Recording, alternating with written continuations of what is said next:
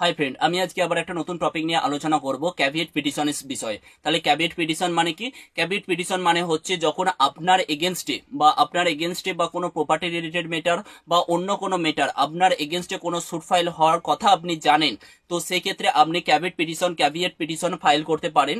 Caveat petition এটাই বলে যে যখন কোনো স্যুট ফাইল করে আপনার এগেনস্টে, তো সেক্ষেত্রে ক্যাভিয়েট পিটিশন আপনি তার আগে ক্যাভিয়েট পিটিশন ফাইল করলেন, তো ক্যাভিয়েট পিটিশন এটাই বলে যখন আপনি যে কেউ আপনার স্যুট ফাইল করলো, সেক্ষেত্রে আপনার কথা যতক্ষণ না শোনা পর্যন্ত কোর্ট কোনো অর্ডার পাস করতে পারবে না। তাহলে ক্যাভিয়েট পিটিশন কি?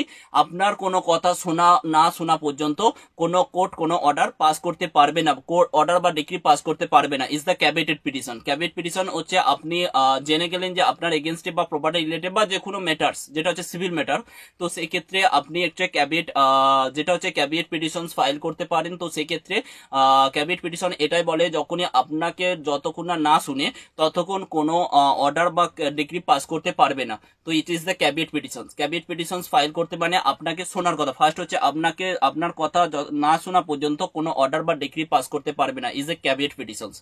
তাহলে আপনি কি করতে পারেন? তো ক্যাভিয়েট পিটিশন ফাইল করতে পারেন, তাহলে যতক্ষণ না আপনার কথা শোনা না কারণে, যেমন হচ্ছে টেম্পোরারি ইনজাংশন যেমনই হচ্ছে স্যুট ফাইল হয়েছে, তো সেক্ষেত্রে আপনার কথা যতক্ষণ না শুনছে ততক্ষণ কোনো অর্ডার বা ডিক্রি পাস করতে পারবে না, is the caveat petition. Caveat petition হচ্ছে আগে আমার কথা শোনার পরে তো সেক্ষেত্রে আমার অর্ডার পাস করতে পারে, it is the caveat petition.